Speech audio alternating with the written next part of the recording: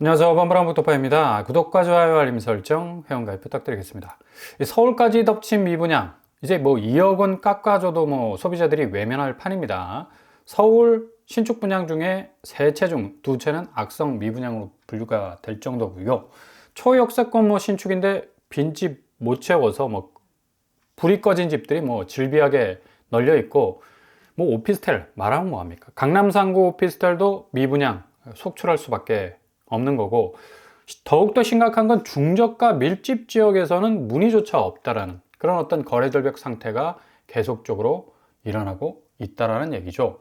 억대의 할인이 들어간 곳들, 뭐 특별히 강서구 쪽 아파트 뭐 1, 2억씩 가격을 다운시켜도 이게 계약이 되네 마네 할 정도니까 지금 뭐 부동산 시장 자체가 상당히 많이 얼어붙어 있다는 걸 고스란히 볼 수가 있다라는 얘기입니다. 어쨌든 지금 분양가는 뭐 고점으로 계속해서 치닫고 있으면서 이 건설사들이 우격다짐으로 계속해서 밀어내고 있는 이 분양 물건들 제대로 소화가 되지 못하니까 이후에 악성 미분양 딱지를 떼기 위해서 가격을 뭐 파격적으로 내리고 있는데요. 아예 그냥 처음부터 분양가를 좀 하향 조정해서 분양을 한다면 충분히 뭐 이런 부작용은 좀 무마할 수 있는 그런 부분이 있을 텐데, 상당히 지금 건설 현장에서의 현장 이 분양을 통해서 수익을 끌어올리기 어려운 상황으로 가고 있다는 걸 볼 수가 있습니다. 특별히 국토부가 이번에 발표한 서울 미분양 주택 현황을 보더라도 2024년 계속적으로 강세를 보이고 있고요. 계속적인 이 그래프가 꺾이기보다 올라간다는 그런 어떤 모습을 보이고 있는 거죠. 자치구별 미분양 주택 현황을 보더라도 강동구가 의외로 굉장히 많습니다. 그만큼 공급이 많았다라는 얘기죠. 실질적으로 강동구의 거래량을 보면 2월 달에 53건에 불과합니다. 그만큼 신축 분양 물량 나오죠. 그리고 구축 부분에서 매물 지금 뭐 9만 건 넘어가죠. 이러다 보니까 제대로 집을 사려는 사람들의 움직임이 선순환되지 못하는 관계로 계속적인 어떤 이 거래량 하락이 지속이 되고 있다는 얘기입니다. 그리고 이런 어떤 이유에 의해서 강동구 집값 역시도 지금 2주 상간에 영풍 마드레빌 성내동에 위치해 있는데 3억 6천, 명일중앙하이츠 3억 2천, 강동 롯데캐슬 퍼스트 역시도 3억 1천만 원, 3억 이상씩 뚝뚝 떨어지고 있는 그런 추세를 가고 있습니다. 그리고 미분양 주택 현황에서 동대문구가 두 번째 차지하고 있지 않습니까? 동대문구 거래량 2월 달에 64건으로 그치고 있어요. 그만큼 신축 분양의 물량도 쌓이고 구축 부분의 물량도 쌓일 수밖에 없는 그런 상황이니까 당연히 거래가 역시도 신답 극동아파트 3억 4천, 레미안 위브 2억 9천, 신현대 2억 9천 정도 하락하는 추세 보이고 있습니다. 이렇게 거래량 자체가 줄어드는 이유, 그만큼 분양가가 높았다. 그 높은 분양가 사람들이 손절치니까 악성 미분양 발생할 수밖에 없는 거고, 이게 엎친 데 덮친 격으로 구축 물량도 계속해서 쌓이고 있는 그런 현상이 일어나고 있다는 얘기죠. 강서구 한번 볼까요? 미분양 주택 현황이 145건인데 강서구 거래량을 보면 역시 2월달 29건에 그치고 있습니다. 이런 영향에 의해서 강서구 집값 역시도 염창동 동아 3차가 3억 하락, 강서 힐스테이트 2억 2천, 방화 5단지 2억 1천만 원 정도 하락하는 그런 추세를 보이고 있습니다. 이게 서울뿐만 아니라 경기권에서도 확실하게 미분양 추이가 결정적으로 거래량에 영향 주고 구축 매매가에 영향을 고스란히 주고 있다는 사실을 고스란히 보여주고 있습니다. 광명시가 어마무시하게 2023년도부터 24, 25에 걸쳐서 엄청난 이 재개발을 통해서 대단지들이 분양하지 않았습니까? 물량이 본물 터지듯 쏟아져 나왔는데 이게 다 고스란히 미분양으로 남게 된다는 얘기입니다. 광명시가 4,071건으로 독보적인 1위를 기록하고 있고요. 파주시, 남양주시, 김포시 순으로 계속적으로 신축 분양 물량이 쌓이고 있다는 사실을 고스란히 보여주고 있다는 얘기죠. 경기권 당연히 실거래가 역시도 위축될 수밖에 없는 거고, 안양시, 화성시, 성남시, 시흥시 순으로 아파트 값이 떨어지고 있습니다. 인도건 센트럴 프루지오가 4억 5천, 동탄역 시범, 하나꿈 프레스티지가 4억 3천, 힐스테이트 판교 엘포레가 3억 9천 정도 떨어지는 폭이 서울보다 훨씬 더 두텁게 떨어지고 있는 걸 볼 수가 있죠. 뭐 사정이 이렇게 되다 보니까 미분양이 이렇게 많은데 뭐 청약은 무슨 뭐 언감생심이죠. 대탈추가 시작이 될 수밖에 없는 거고, 청약 통장 뭐 애지중지 키워왔는데 이제 뭐 그렇게 높은 분양가 쫓아가기에는 너무 버거우니까 그냥 통장 버려버리는 겁니다. 그래서 이런 현상이 결국에는 구축이 신축보다 확실하게 경쟁력 면에서 좀 좋을 수 있다. 왜냐하면 구축 매매가가 계속적인 하락 단계를 밟으면서 어느 정도 손에 닿을 수 있는 정상가로 돌아올 가능성이 있거든요. 그래서 굳이 얼죽신, 얼어 죽어도 신축 고집할 이유가 없다는 얘기입니다. 이게 강남 3구 아주 뭐 최상의 요지이면 모를까, 기본적으로 중저가가 포진되어 있는 비강남권 아파트는 일단 구축을 노려보는 게 굉장히 좋은 선택일 수가 있다는 얘기죠. 이렇게 미분양이 국토부가 아주 뭐 심각한 뭐 발표를 한 건데, 이 미분양이 그냥 건설사의 업황 악화로 끝나는 것이 아니라 뭐 구축 매물량, 그리고 거래량, 거래가도 전반적으로 부동산 시장에 하방 압력을 넣는 아주 중요한 변수가 될 수밖에 없는 거고요. 당연히 거래가는 압박을 받게 되고, 신축과 동시에 구축 역시도 동반 하락 추세로 갈 수밖에 없는, 그냥 물귀신 작전입니다. 서로 막 끌어당기는 그런 어떤 모습을 고스란히 보여주고 있다는 얘기인데, 이렇게 부동산 시장에서의 어떤 황금성, 돈이 제대로 돌지 않고 일단 내가 넣은 돈만큼 올려받을 수 있는 어떤 기대 가치에 대한 기대감이 꺾이기 시작하니까 자본시장으로, 이제 자산시장에서 자본시장으로 자금이 탈출할 수밖에 없다는 얘기입니다. 지금 뭐 코스피 시장이 약간 주춤거렸는데 2665선을 지금 찍고 있습니다. 외국인이 880억 사고 있어요. 근데 중요한 건 항상 시소 현상이죠. 외국인이 사면 개인이 빼고, 개인이 사면 외국인이 빠지는.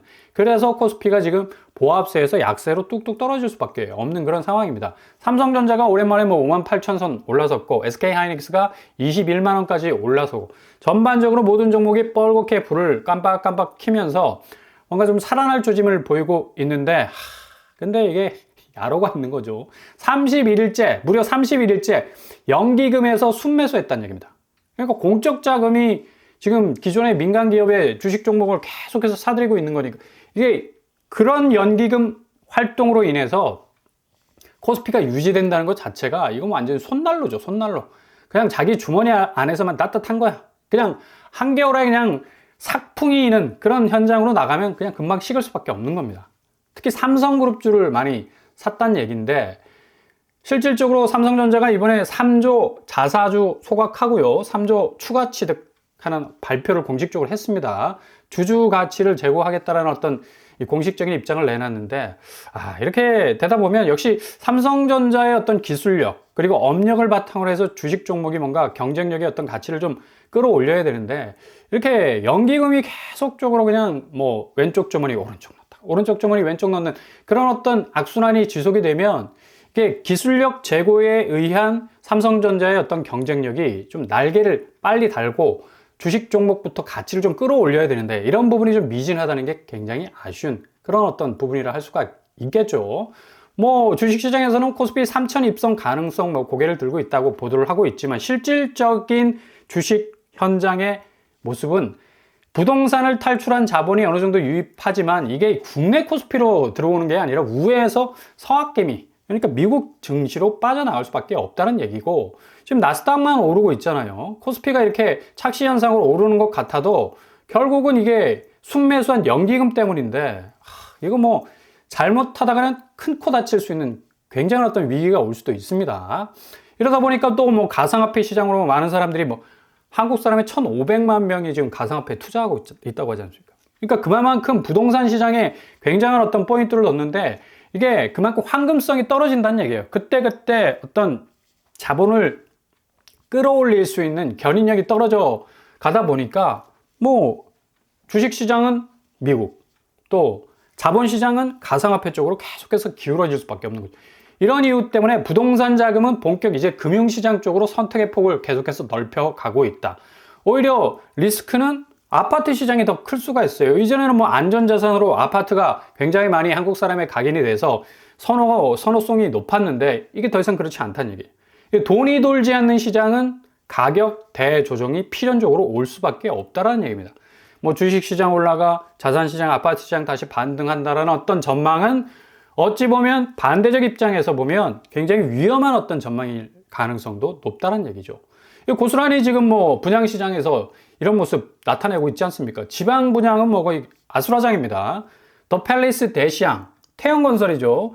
53가구 모집했는데 특별공급에서 한 명도 지원을 하지 않았습니다. 굉장한 충격이거든요. 특별히 건설사 입장에서는 엄청난 부담감입니다.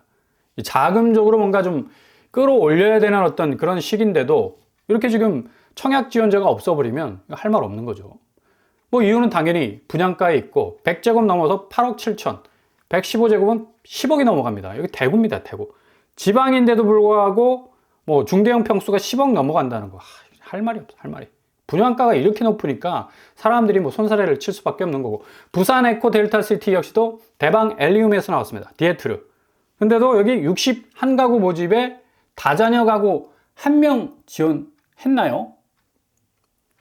그 정도로 거의 0명에 가까운 사람들이 지원을 한 것으로 보입니다. 이렇게 지방 분양은 뭐 거의 뭐 거덜이 나고 있는 그런 어떤 상황이고, 뭐 분양가는 뭐 11억, 12억에 가까워. 뭐 아무리 뭐 부산이라 하지만 부산 핵심에 위치한 아파트를 하지만 11억 넘어간다는 거. 이거 뭐 거의 경기권 상위 레벨 수준 아닙니까, 분양가가.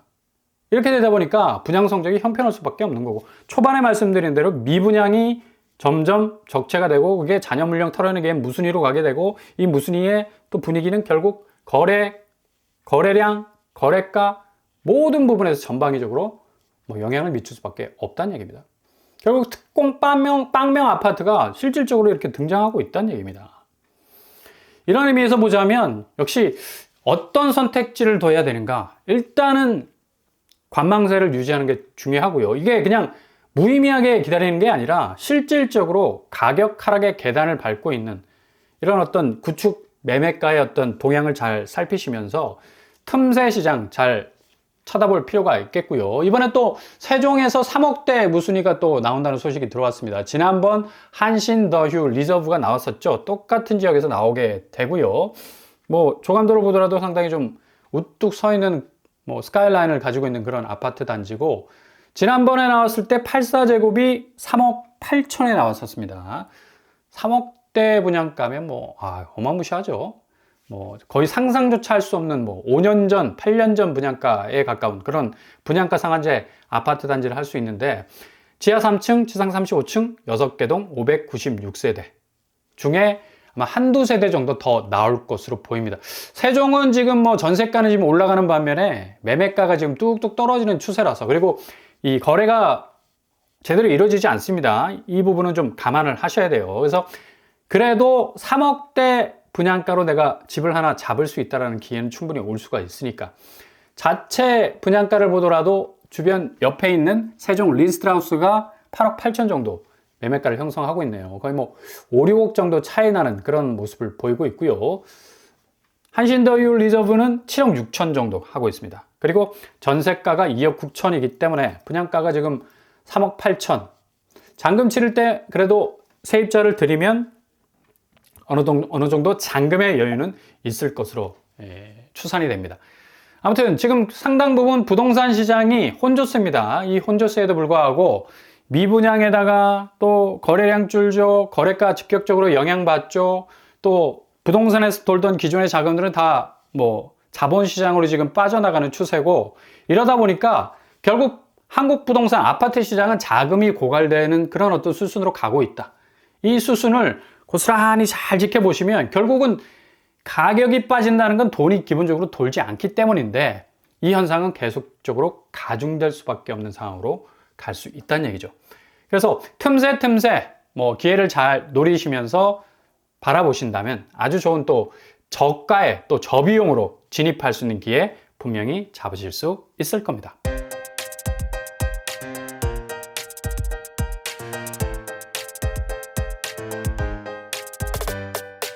오늘의 부동산 캐리커처, 이 미분양 상황이 굉장히 심각합니다. 지금 뭐 특별공급 빵명 나온 곳도 있어요. 대구와 부산에서 지금 나오게 됐는데, 뭐 이러다 보니 국토교통부에서 발표한 이 미분양 이 증폭도 상당히 좀 의미가 있어 보입니다. 이게 고스란히 지금 전체 부동산 시장에 거래가에 지대한 영향을 미칠 수밖에 없기 때문에, 아무튼 틈새 잘 바라보시면서 너무 무리하시면 안 됩니다. 천천히 스텝 바이 스텝 밟아가면서 최소한 내 비용을 최소화할 수 있는 그런 방향으로 가신다면 아주 좋은 선택지를 마련하실 수 있을 겁니다. 오늘도 응원합니다. 항상 여러분의 길이 꽃길만 되실 수 있기를 바랍니다. 자, 오빠프로 한번 또 마치겠습니다. 구독과 좋아요 부탁드립니다. 감사합니다.